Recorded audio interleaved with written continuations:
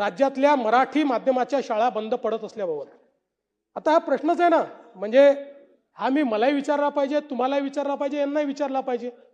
आपण सगळे आपल्या मुलांना इंग्रजी शाळेत शिकवतो आणि इथे आपण सगळे चर्चा करतो मराठी शाळा बंद पडतायत. हा प्रश्न आहे ना. याच्या पाठीमागे नुसतं आपली भावना असून फायदा नाहीये. जोपर्यंत आपण, आणि म्हणून मी पुन्हा पंतप्रधानांचा आभार मानेन की पहिल्यांदा माननीय पंतप्रधान मोदयांनी इंजिनिअरिंग मेडिकल पासून सगळं शिक्षण मातृभाषेत घेण्याची तरतूद केली. नाहीतर मग कशाला कोणी मराठी शिकेल, कशाला कोणी आपली मातृभाषा शिकेल. आणि म्हणून हे जे काही पुरे हे आकडे इतक्या कॉन्फिडेंटली येतात कुठून मला समजत नाही. 2000 मराठी शाळा बंद करणार, 65,000 मराठी शाळा बंद पडल्या, मी आकडेवारीच घेऊन आलोय. आता आपण जर बघितलं तर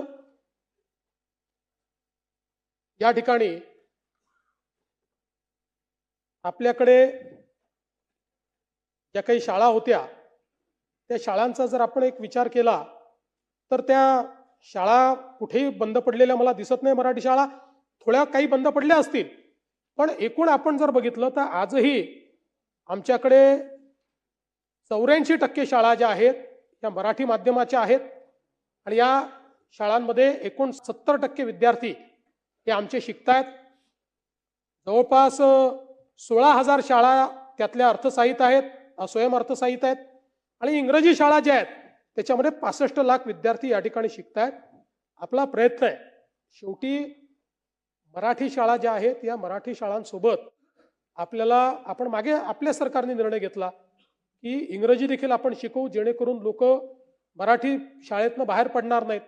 पण मी तुम्हाला एक सांगतो की थोडा जर प्रयत्न केला तर मागच्या काळात, आणि आता पुन्हा मी तुम्हाला दाखवून देईल, मागच्या काळामध्ये मला आठवतं 2017-18 साली याच सभागृहात मी सांगितलं होतं जवळपास 50,000 मुलं खाजगी शाळा सोडून जिल्हा परिषदेच्या शाळेत परत आले होते.